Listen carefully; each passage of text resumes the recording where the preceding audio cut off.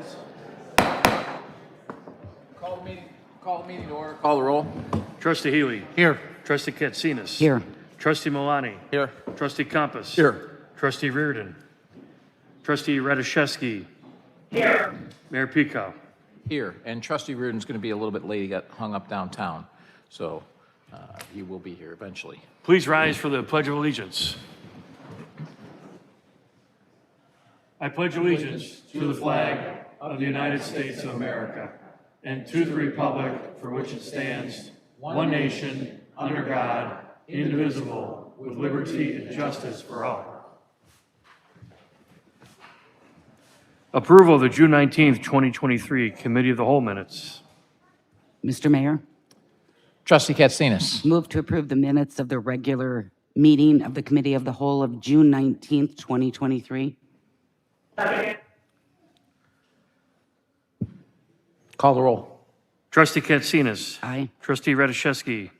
Aye. Trustee Healy. Aye. Trustee Milani. Aye. Trustee Compass. Aye. Mayor Pico. Abstain.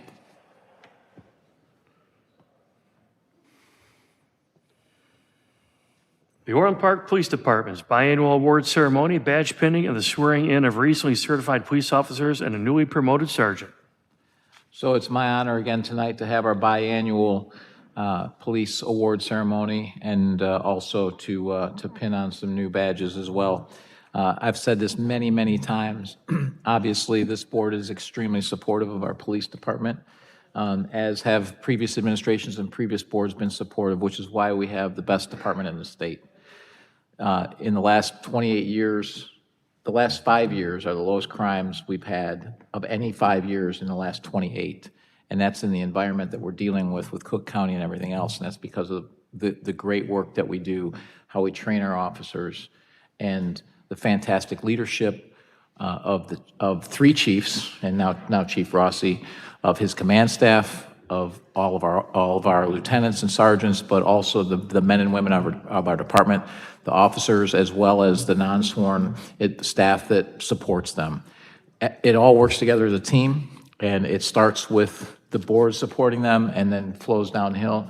And I want to thank you all for all the great work that you do. I'm also would be remiss if I didn't mention the new training center that we've approved for next year. We've already approved the design and engineering on it, and we will be approving the construction at some point in the future, but we expect that to be built next year. So right now we're kind of in a lull between, because the old training center was actually was pretty dangerous to be shooting there. So we still do training, but with no live rounds. So it'll be great to have that facility up, and it'll be a state-of-the-art facility that our officers deserve and need to be the best trained force, remain the best trained force in Illinois. And with that, I will turn it over to Chief Rossi for tonight's ceremony. Thank you, Mayor.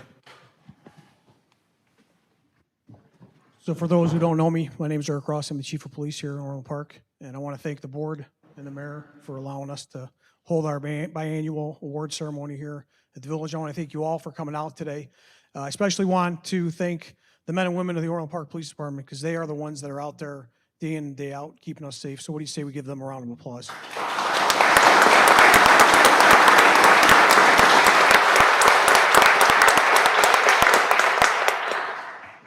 So tonight we have with us Dave O'Connor from the Board of Fire Police Commissioners, and he will be swearing in 4 new officers and 1 new sergeant. Dave will give a little introduction about the board and what they do, and after that we'll be hearing about some courageous police-related activities that the men and women of the Orland Park Police Department did the past 6 months. Dave?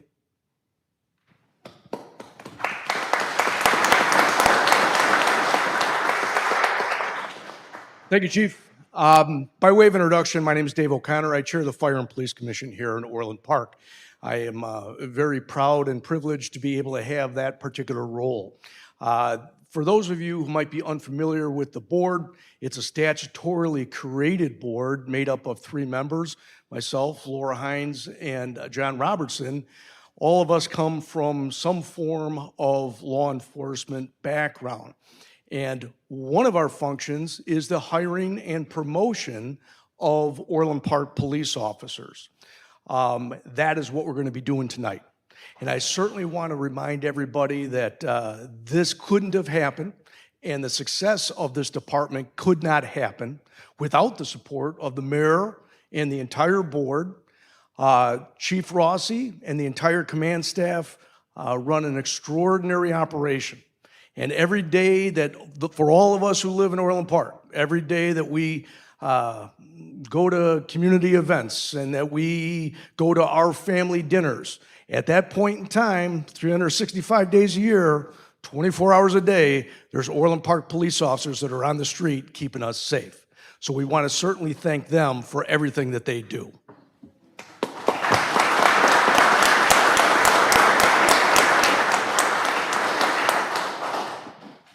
It is at this time that it is my pleasure to swear in some of our new officers. And we are going to begin right now with David Ortega. David, step forward, please.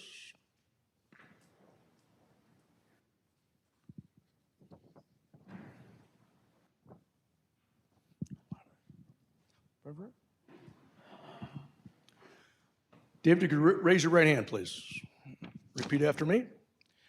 I, David Ortega, I, David Ortega, do solemnly swear do solemnly swear that I will support the Constitution of the United States that I will support the Constitution of the United States and the Constitution of the State of Illinois. and the Constitution of the State of Illinois. I will enforce all laws of the state I will enforce all laws of the state and ordinances of the Village of Orland Park. and ordinances of the Village of Orland Park. I will faithfully discharge the duties Faithfully discharge the duties of the Office of Police Officer of the Office of Police Officer for the Orland Park Police Department for the Orland Park Police Department to the best of my ability, to the best of my ability, so help me God. so help me God. Ladies and gentlemen, please welcome Officer David Ortega.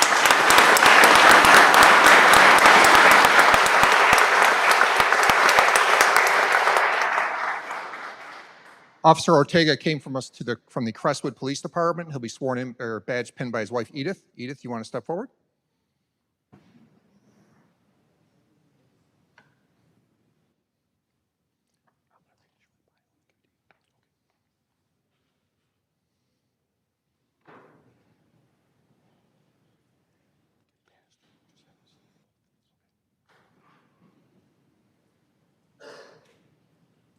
Congratulations, Officer Ortega.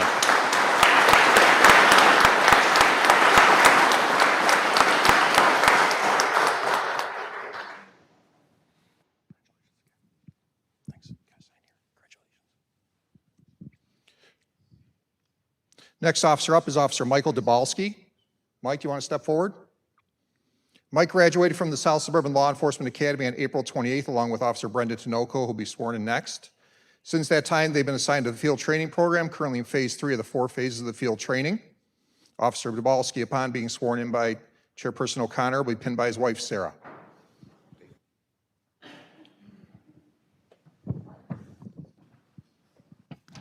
Please raise your right hand. I, Michael Dabalski, I, Michael Dabalski, do solemnly swear do solemnly swear that I will support the Constitution of the United States that I will support the Constitution of the United States and the Constitution of the State of Illinois. and the Constitution of Illinois. I will enforce all laws of this state I will enforce all laws of this state and ordinances of the Village of Orland Park. and all ordinances of the Village of Orland Park. I will faithfully discharge the duties I will faithfully discharge the duties of the Office of Police Officer of the Office of Police Officer for the Orland Park Police Department for the Orland Park Police Department to the best of my ability, to the best of my ability, so help me God. so help me God. Ladies and gentlemen, please welcome Officer Michael Dabalski.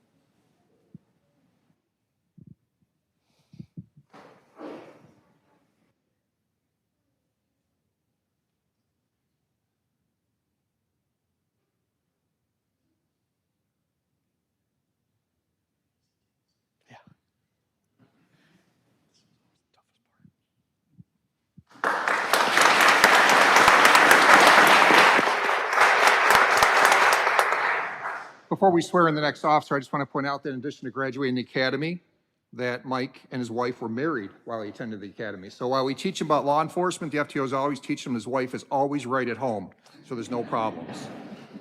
Next up, Officer Brendan Tinoco. Upon completion of being sworn in, he'll be pinned by his mother, Linda.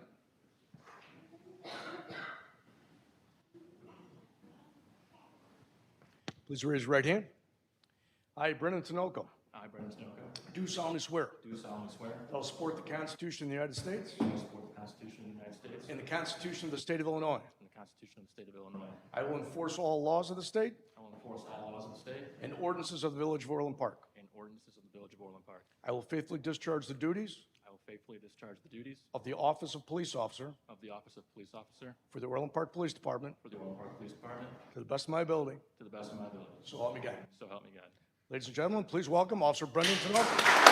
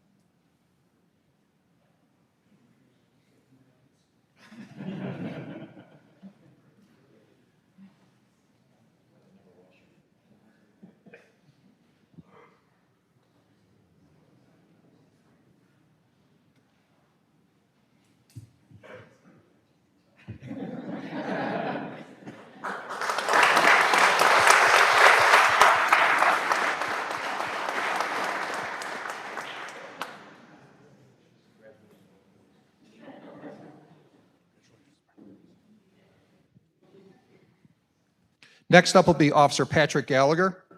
Officer Gallagher is currently involved at the South Suburban Law Enforcement Academy with a graduation date of August 18th. Upon his return from graduation, he'll return to the station for 16 weeks of field training. Upon being sworn in, he'll be pinned by his father, Jerry Gallagher. Please raise your right hand.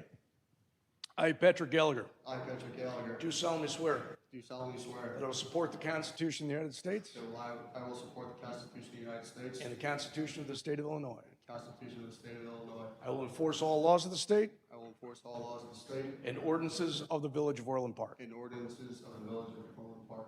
I will faithfully discharge I will faithfully discharge the duty of the Office of Police Officer the duty of the Office of Police Officer for the Orland Park Police Department for the Orland Park Police Department to the best of my ability, to the best of my ability, so help me God. so help me God. Ladies and gentlemen, please welcome Officer Patrick Gallagher.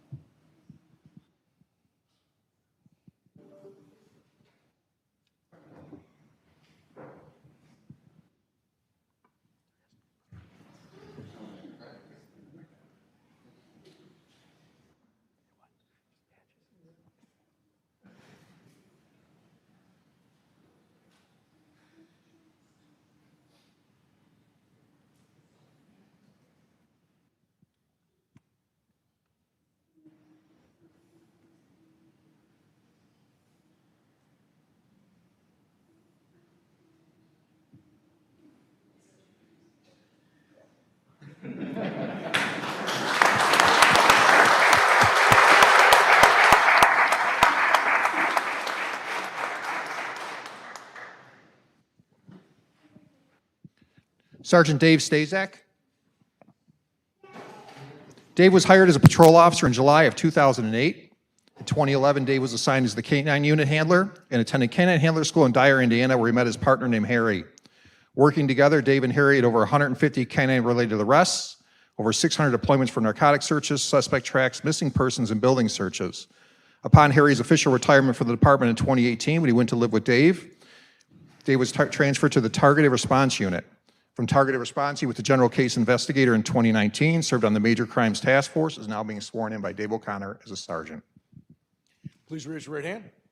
I, David Stazak, I, David Stazak, do solemnly swear do solemnly swear that I will support the Constitution of the United States that I will support the Constitution of the United States and the Constitution of the State of Illinois. and the Constitution of the State of Illinois. I will enforce all laws of the state I will enforce all laws of the state and ordinances of the Village of Orland Park. and ordinances of the Village of Orland Park. I will faithfully discharge the duties I will faithfully discharge the duties of the Office of Police Sergeant of the Office of Police Sergeant for the Orland Park Police Department for the Orland Park Police Department to the best of my ability, to the best of my ability, so help me God. so help me God. Ladies and gentlemen, please welcome Sergeant David Stazak.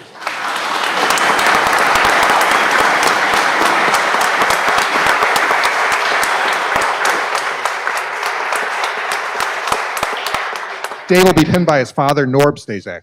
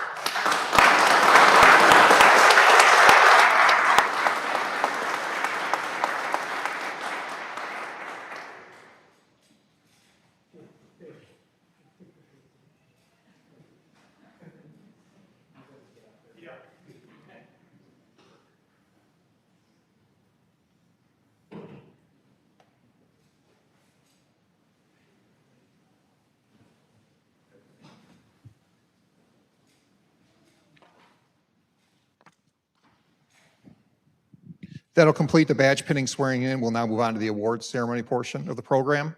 First award is the Exceptional Service Award. The Exceptional Service Award is presented to an officer or employees of the department for a highly credible accomplishment, bringing public acclaim to themselves, the department, or to the police profession as a result of training, devotion to duty, or service to the public. Presented to Investigator Douglas Kine, and also Investigator John Folliard, who could not be with us this evening. On March 4th, 2023, the Orland Park Police Department responded to the parking lot of Orland Ale House located at 14225 95th Avenue, reference an armed robbery of a Brinks armored vehicle. Upon arrival, it was found the offenders already fled the scene in a vehicle. Investigators Kine and Folliard responded, learned a Brinks employee was returning to the truck after servicing the business when he's approached by 3 male suspects who were armed with handguns. The suspect disarmed the Brinks guard of the firearm, stole hundreds of thousands of dollars, and fled in a stolen vehicle. A 4th suspect was seen identified driving the vehicle. All suspects were completely covered up, wearing gloves and masks in attempts to conceal their identity. Investigators Kine and Folliard began working closely with the FBI. There have been numerous similar armed robberies of armored trucks through the Chicagoland area. After the completion of over 20 search warrants, investigators Kine and Folliard identified all 4 suspects who committed the armed robberies in Orland Park. Investigators Kine and Folliard, along with the FBI SWAT team, participated in 2 high-risk search warrants of the residences the suspects were known to live at. Following these search warrants, 2 of the suspects were arrested and charged by the FBI with federal armed robbery charges. The other 2 suspects involved are identified and federal charges are pending. Investigator Kine and Folliard's dedication duties in keeping with the highest traditions of the law enforcement community, and they are deserving of the Exceptional Service Award. Congratulations.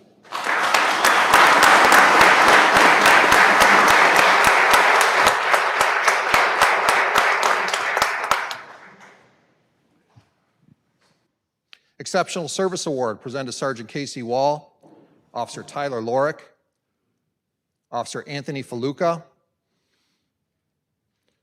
Officer Daniel Livingston, who couldn't be here this evening, Officer Nate O'Connor, couldn't be here this evening, and Officer David Hansen, who is also not in attendance. Over a 6-week period in 2023, officers from the Targeted Response Unit conducted a narcotics investigation that started with the purchase of mushrooms and cannabis. That investigation led to several informant-based purchases of cocaine and cannabis from a local drug dealer. TRU conducted rolling surveillance that was able to connect the offender's residence to narcotics sales. Over the course of the investigation, the Targeted Response Unit officers learned that their target's stepfather was a major target of the DA and known biker gang member. TRU and the DA agents were able to conduct surveillance on the offender to eventually obtain a search warrant for the residence in which the offender was leaving from to sell narcotics. During surveillance, TRU also observed the target make several trips to the ATM after selling narcotics, thus tying the offender's bank account into the search warrant. TRU, Orland Park detectives, and the DEA conducted an early morning search warrant on the residence where the target and stepfather live. True recovered the following: 836 grams of cannabis, 117.5 grams of cocaine, 3.86 pounds of methamphetamine, 4 handguns, and 1 AR-15 assault rifle. Bank account seizures over $22,000 on this case. This resulted in the initial target and a stepfather being charged with several Class X and Class 1 felonies. Based upon the above investigation, True's hard work and dedication duty, this resulted in highly credible arrests, and they are therefore deserving of the Exceptional Service Award. Congratulations.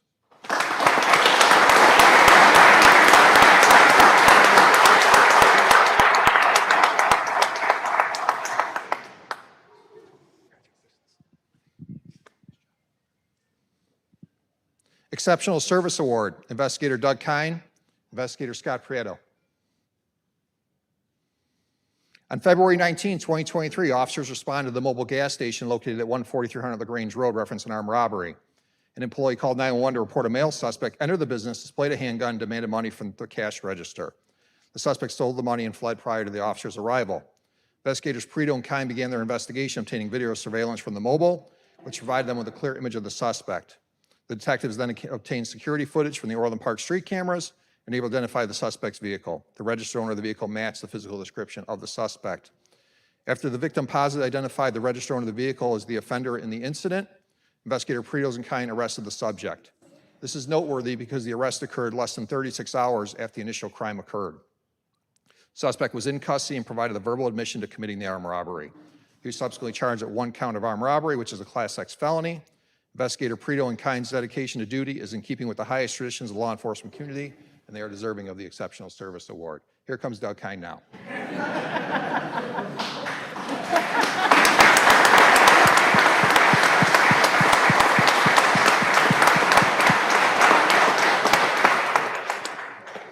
I think he was waiting 36 hours.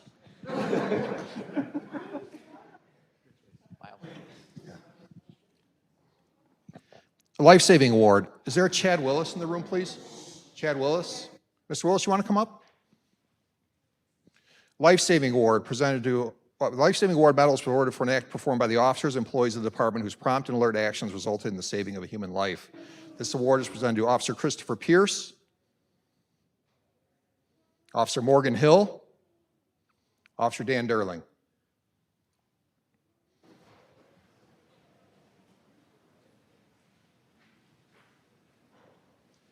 On March 9, 2023, Officers Pierce, Hill, and Derling were dispatched to 14640 Birch Street for a male victim having cardiac issues. Upon arrival, they located the victim face down, not breathing, without a pulse. The AED was administered immediately, and a shock was called for. Upon completion of the administration of the AED, CPR was begun by the officers and continued until the arrival of the Orland Fire Protection District, who took over life-saving measures.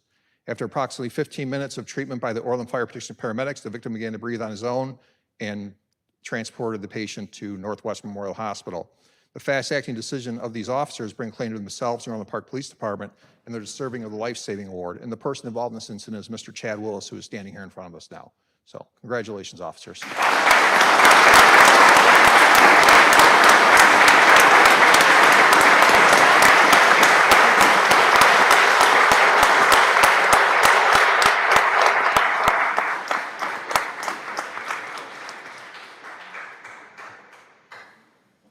That concludes our award ceremony for tonight.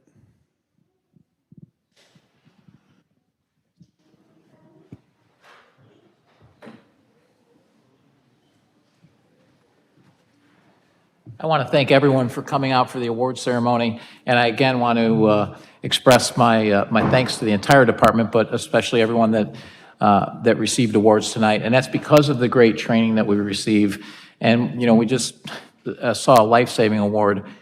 Oftentimes, usually, the life-saving that happens in the Village of Orland Park is actually the police department, because we usually arrive first, and we have a great fire district that's very supportive, but we often arrive there first. And it's the great training that we receive that allows that to happen. So again, thank you all very much. The other thing that we saw is investigators getting awards.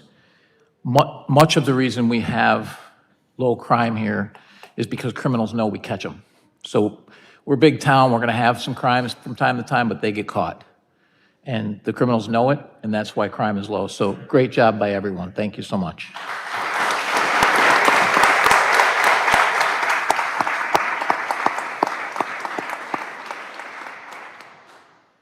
Note for the record that trustee Reardon has joined the meeting. 2023 Sidewalk Removal and Replacement Program Amendment Number 1. Mr. Chairman, Trustee Compass. I move to recommend to the village board to approve the proposal for amendment number 1 to 2023 sidewalk removal and replacement program with Strata Construction Company of Addison, Illinois, for an amount not to exceed $500,000. And I move to recommend to the village board the rejection of ITB 23-043 2023 sidewalk defect repair program. Second. Any questions or comments? Mr. Chairman, Trustee Malani.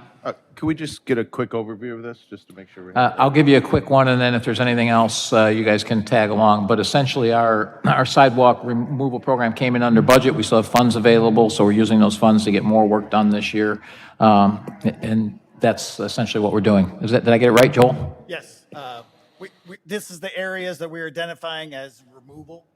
We're using the grinding in-house.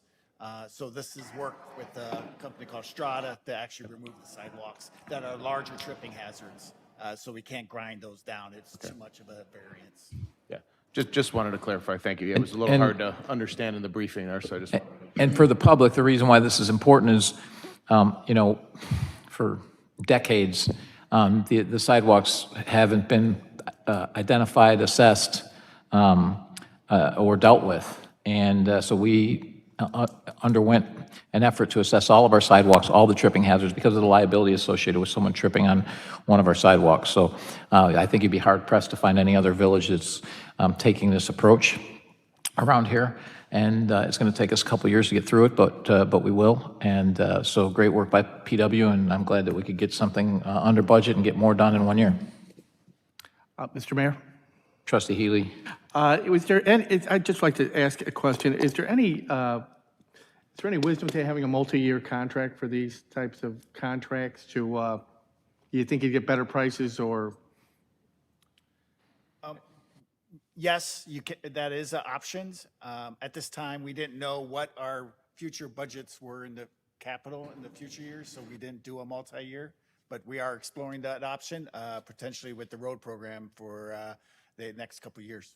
And Trustee Healy, if I can also add to that, just like Joel mentioned, now that the 5-year financial and capital improvement plan have been approved, the funding sources put in place, what we're finding with this and with the road improvement program is that we've gotten some pretty good pricing. So what we want to do is, we know inflation's not going down anytime soon, so we're going to be looking at multi-year contracts for the road improvement program, for the sidewalk improvement program. When this was initially bid, we didn't have the 5-year approved at that time. Right. But we want to take advantage of those increased quantities. It's a byproduct of that long-term plan. All right, thanks. And in fact, we are going to be doing this with the road program. Shortly, there's going to be a 3-year bid coming out for that, which we think will save us a bunch of money over the next few years. So, so that is actually going to be happening. Call the roll. Trustee Compass. Aye. Trustee Katsinas. Aye. Trustee Healy. Aye. Trustee Malani. Aye. Trustee Reardon. Aye. Trustee Radiszewski. Aye. Mayor Pico. Aye. 2023 Neighborhood Road Improvement Program, Amendment Number 1. Mr. Mayor? Trustee Healy. I move to recommend to the village board to approve the proposal for amendment number 1 to the 2023 Neighborhood Road Improvement Program with Lindahl Brothers of Bensonville, Illinois, in the amount not to exceed $1,920,065.80. Second. Any comments or questions? So this is a similar thing. We have additional money available, so we're getting more road programs, more road areas done. So we're getting Deer Chase Estates, Swallow Ridge, Georgetown, Camino Terrace, and Crystal Ridge are all getting done as well. So you can see the map up here that shows all the roads we're getting done this year, and we're adding 5 more. So based on, and I'm going a little bit from memory, but based on our 2019 plan that we were doing. I think we're now about 6 years ahead of plan over just the last 4 years because of the efforts that we've made. So we're making huge strides in our road program. Call the roll. Trustee Healy. Aye. Trustee Malani. Aye. Trustee Katsinas. Aye. Trustee Compass. Aye. Trustee Reardon. Aye. Trustee Rashewski. Mayor Pico. Aye. Athletic Field User Agreement.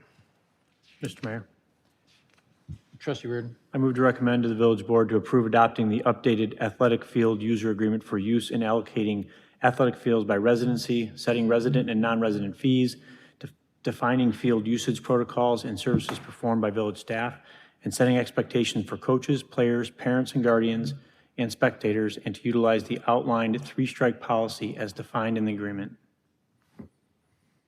Second. Any comments? Mr. Mayor, Trustee Healy.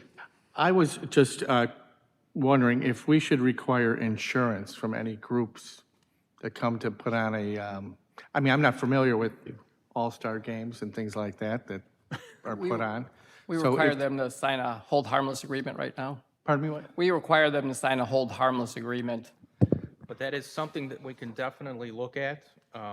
Typically, we've done just the hold harmless because there's a cost usually, and many of these organizations maybe don't have insurance. But I think that is a very legitimate request to put as part of this. So we will, we'll do our due diligence and. Yeah, I might be wrong, but it's my experience, it's not that much of a cost to be named an additional insured under their policies. Yeah. For whatever that's worth. The additional insured is not that much, just having insurance. Right. Thanks. Any other comments? This was time to be updated, and this is another benefit of having our rec advisory board who looked at this and talked to all of the various groups. And so there was a lot of engagement with our organizations. There was engagement on our rec advisory board, who several of them are members of these various organizations. So we have very good input here to make these changes. Call the roll. Trustee Reardon. Aye. Trustee Compass. Aye. Trustee Healy. Aye. Trustee Katsinas. Aye. Trustee Malani. Aye. Trustee Rashewski. Mayor Pico. Aye. Lean Enterprise Institute presentation and discussion. Mr. Chairman, Trustee Compass. I move to recommend to the village board to proceed with next step as outlined in the Development Services Department's memo dated July 13th, 2023. Second. Do we have a presentation? Thank you. So the Development Services Department embarked on a 6-month-long evaluation of our programs and services for 2 reasons. One is to prepare for our new enterprise permanent licensing system, which is the new electronic database in which we're going to be using to process all of our permits. And then also to make some adjustments after the changes that happened in the office reorganization because of COVID and the right sizing of staffing. So this is a full evaluation. We went through 16 sessions, and it took us about 6 months to go through all of our processes and procedures. So we were looking at our existing operations, and we mapped out all of our existing processes, and then we started to evaluate ways that we can make things better. Initially, we looked at just doing our permits, but we realized very, very quickly that it was impossible to just talk about permits without also talking about our entitlements. Entitlements was originally going to be the second phase of this project, but we were looking at our entitlement processes, and these are the things, the special use permits, site plans, which go through the Plan Commission, things that go through Plan Commission, appearance reviews, signs, and other things like that. So we ultimately landed on why we were doing all these things, and one is to make sure that we provide the environment for reinvestment to happen in properties that are in town. We want to make sure that the businesses are here, are able to keep their businesses current and operate effectively, and make sure that we have keep those opportunities open to build value into our community through investment in new construction. When we went through all of our initial number of permit processes, and where do we start off with? Initially it was 84 and then became 42. Right, so we went from 84 processes down to 42. When we boiled them down to 3 groups of residential permits and 3 groups of commercial permits. So these are the ones that you just come to the counter and then get because you turn the paperwork in and the documentation. Ones that you give us documents to review and we have to go out and check that's okay. And then the more complicated projects for new construction. And on the commercial side, we've got the people that are coming in just because their business is switching ownership, and that's just the occupancy to continue an existing business or to fill in a new space that already exists, where we have interior construction, so we don't usually involve things that the public is going to see on the outside and then stuff that goes on the outside. This is just a very quick graphic of the steps that we went through and all these workflows that we came up with. So now we have some things that we have to do. Some of these have to do with getting us off the ground with the EPL system, and we're kind of looking for some feedback. One of them is the way that we assess fees. So we are currently in the middle of looking at our fees and the structure. We're comparing them against 18 other communities. This is a very difficult process because there's no standardization of this whatsoever. But one of the things that came up when we were doing our evaluation is when we start collecting money. So sometimes there's an application fee, and then they have to pay their fees at the time of getting their permits, and then inspections after that. But what we found is that many people don't follow through on actually getting their permits, and we've already invested a lot of time. So thinking about restructuring our fees to collect more of the cost up front, and then so it's switching some or all of the portion of some fees from being permit fees to application fees. And then there's also of putting some responsibility back on those petitioners to make sure that rather than us having to follow up with them to get their inspections, that puts it back on them to give them incentive to call back and not only for us to go out and do the inspection, to make sure that they're ready for inspection. Very frequently, we have people call for an inspection and we schedule it because we have a policy that we do that within 24 hours or 1 business day, and then they're not done, which means then we have to go out again and then again.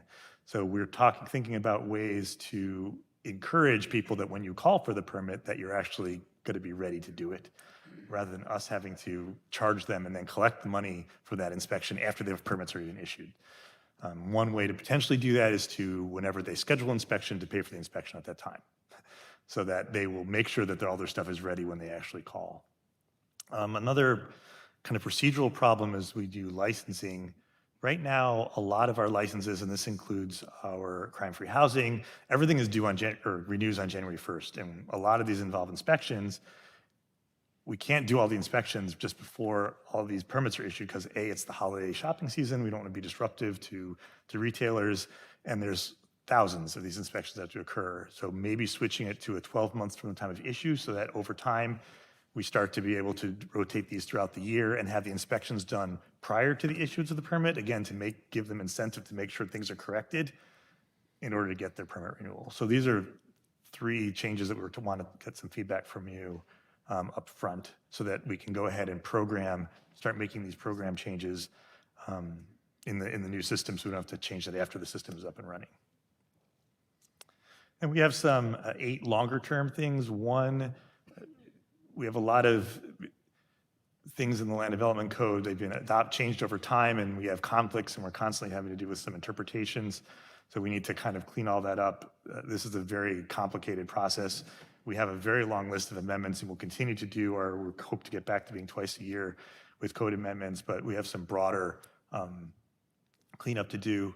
And that includes vague language where definitions, and we have difficulty making these interpretations, and we have to consult with our village attorneys on a weekly basis to make sure that we're clear about it, make sure that the people that we're enforcing these rules that actually understand. I mean, my goal is to have an ordinance or land development code where no one has to ask me any questions, right? That would be the best. It means we have a clear, concise, and readable set of laws and ordinances so that we can make sure that we get this thing done as quickly as possible and not go back and forth with, no, you didn't do this right, you didn't do this right.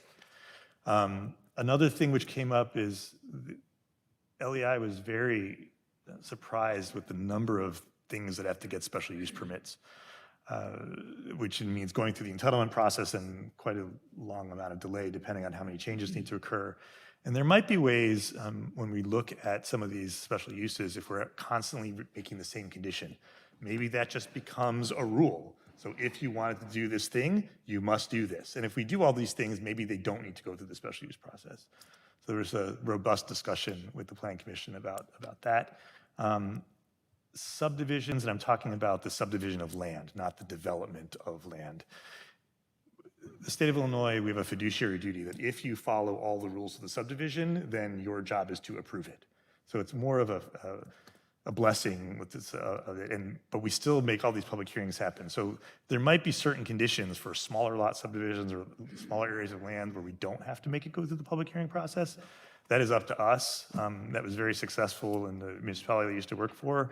Again, so that we can get these divisions done and get the permits in for approval and get the development up and get these properties on the tax rolls.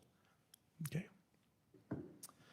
We've already started doing this, and this is adopting details by reference. There's quite a lot of stuff in our land development code that are very specific regulations that change over time. And Trustee Campos and we've had some discussions about this to start adopting a document, the title of a document that staff can update as things change without us having to go through this whole public thing for technical details. Occupancy permits. So historically, we've used temporary occupancy as a way to get people in to their spaces, but then it's incumbent upon them to contact us when things are corrected, which then means we having to chase them down. We have tested out a different way of doing this where we actually say, well, give you full occupancy, but you're going to give me 110 to 125% of the cost of that work. It is amazing how quickly that work gets done because they want their money back. It saves us time, us having to track it down. It allows us to be able to close our permits down much quicker. Really something that I'd like to memorialize and do on a more regular basis. And the last thing is to reduce the number of variances in the land development code. This one might take some more thought and contemplation on it from a broader policy, but it has been my experience and is my firm belief that if we make everybody always go through a public hearing process, there is no disincentive for them to ask to break as many rules as they want because they have to do the process whatever. My thinking is that, or our thinking is that if we give people an opportunity, say, if you follow all the rules that the village board has previously adopted, there is a shorter path. Either just be able to build like anyone who follows all rules. So just something to consider that if we've established the developed form through the ordinances that have already gone through public hearings and have been approved by the elected officials, if someone does that, they might be able to just build. So that's just something we want to have a conversation about, or maybe a shortened process. And this also goes for when we amend existing plan developments. There might be situations where things might be able to go directly to the village board. If it is beyond what is substantial compliance, but maybe not big enough to, based off the facts of the original case, open up the hearings again. And maybe you still have the right to vote on that, but it doesn't have to go through the full hearing process. The Plan Commission, we had a very long meeting that night. This was the last item. So one was about what the role of the Plan Commission will be under these circumstances. Clearly, any changes to the Land Development Code will have to go through the Plan Commission first and then be adopted by the village board. Second is we have this question about, again, technical documents. One of the things that we get quite a number of complaints about and costs quite a lot of money is that we require full engineering prior to the adoption of the ordinance.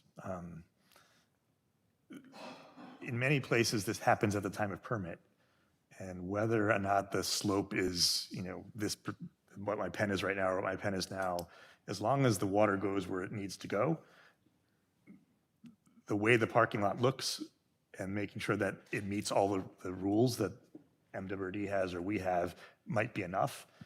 But these are some things that cost quite a bit of money. And every time we make revisions, they have to redo their very detailed engineering. That's a very high cost for developers. And we feel that it's a barrier. We've already talked about, they talked about the process in which we're going to amend the Land Development Code. And then we started having a discussion about the fees, which I've already talked about with you. Most of it was just question and answer. I don't know if they had any specific issues with any of the things we were saying, other than some concerns about the public not having input on something.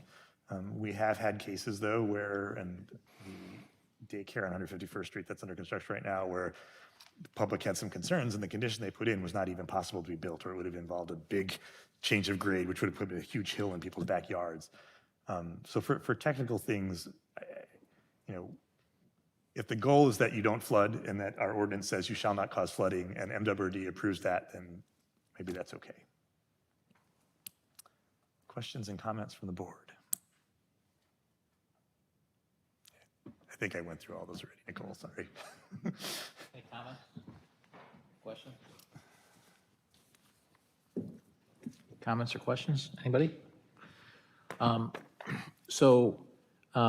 one thing that I would like to see looked at in the future, this is good, but some of the stuff that we require permits for, we require licensed contractors for. And, we had this discussion, I think it was before you, George, about water heaters, for example. Someone's doing water heaters and they gotta go get permits and all that for water heaters. And water heaters are a pretty straightforward thing.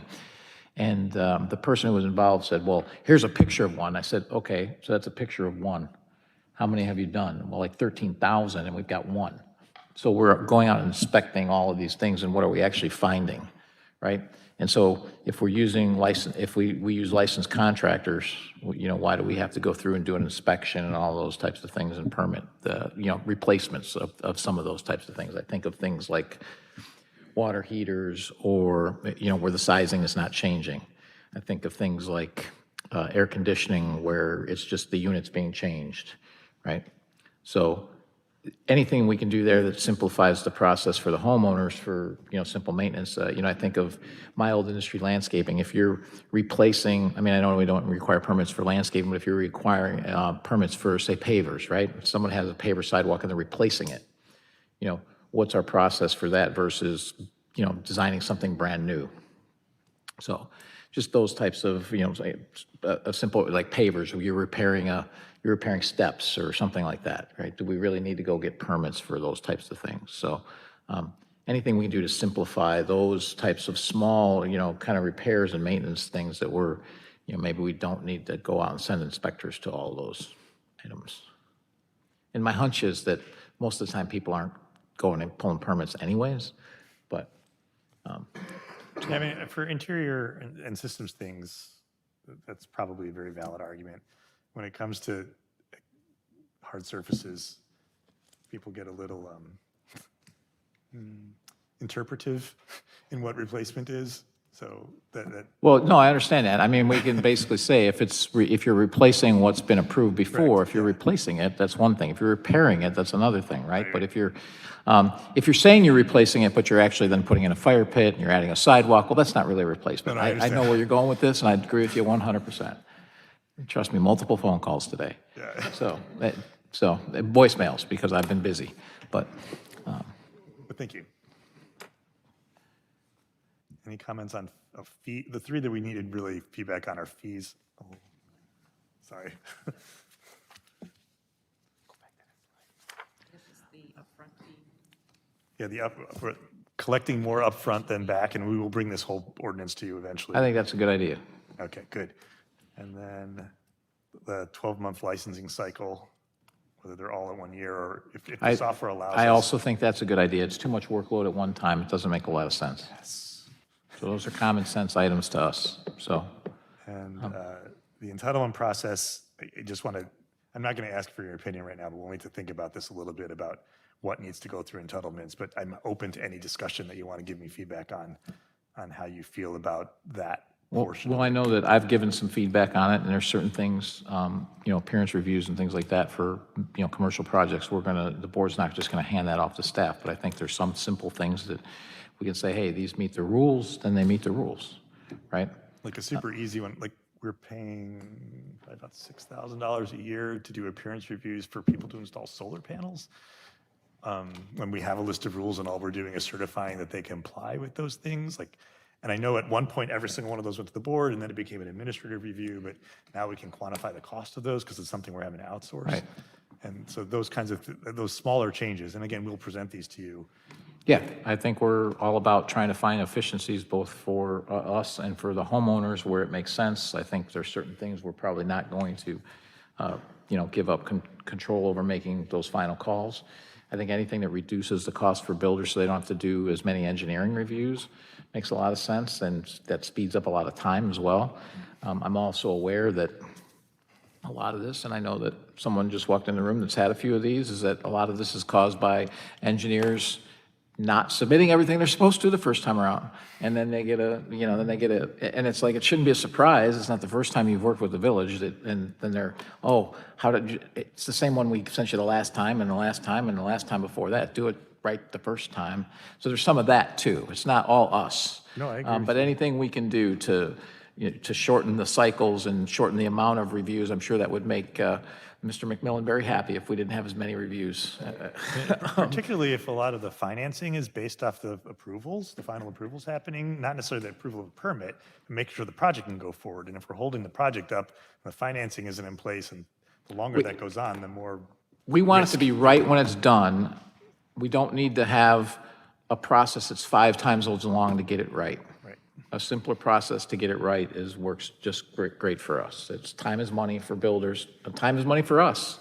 More time that we have to review stuff, it costs us more money too. Mr. Chairman. Trustee Compass. So I didn't have any upfront comments because I've been working with Steve in Development Services on a number of this, at least getting some insights on it beforehand. But I want to thank Steve and the department for working through all this. I know it's painful when you look through all of your processes. I think for a long time, I know back even when I was on the Technology Commission, we were looking for what are the processes, right? Just so that we can better understand what the technology needs are and addressing them. So that's a huge step forward in and of itself, just to get those defined and streamlined. I'd also like to thank our Plan Commission. They are a group of highly dedicated, very involved commissioners that work very hard and sometimes have very long meetings, sometimes even beating our meeting lengths at times, believe that or not. They are very passionate about the success of the village of Orland Park. And so I think it's great that we are including them more in the review of the Land Development Code and getting their input up front. I know that's perhaps a little bit differently in how we've done it in the past. I think the only other minor thing I'd say with definitely all for the shifting of inspections and so forth for the annual inspections, I would even say, and as much as it's out of character for me to say other municipalities do this, because I don't usually go for that line of thinking as far as what we should do, because I always want us to be best of breed. But I would look at, are there going to be certain classes of permits or business licensing that we might want to go to biannually as opposed to annually? Just to further reduce the amount of cost and effort. I don't know that that's necessarily going to be the case, but I would like to look into that as well. Any other comments? Right before I call the roll, I would also echo the Planning Commission does a great job. They're very dedicated, all of them. Most of them, not all, but most of them have been appointed during my tenure as time turns over, but some are still remaining, and they do a fantastic job. They pay attention to, details. They look at it, they take it seriously. And, they take a lot of the bullets from the community as they listen to what they have to say. So we really, do appreciate all the hard work that they do. Call the roll. Just to give credit where credit is due.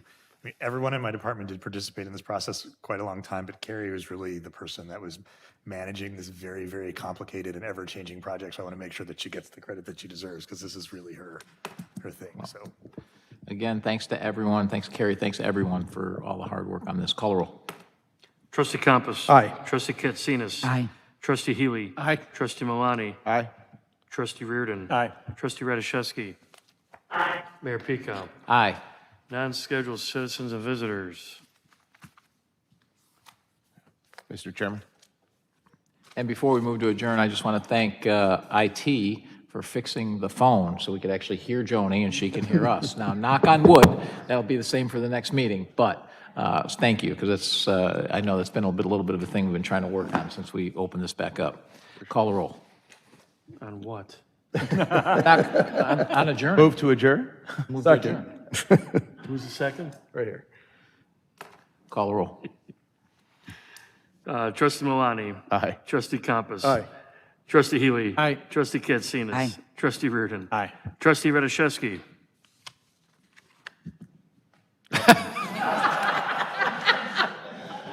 Trustee Radiszewski. She accidentally hung up, so we still can't fix user error. Aye. Mayor Pico. Aye. We're adjourned. See you in 7 minutes. It's unbelievable.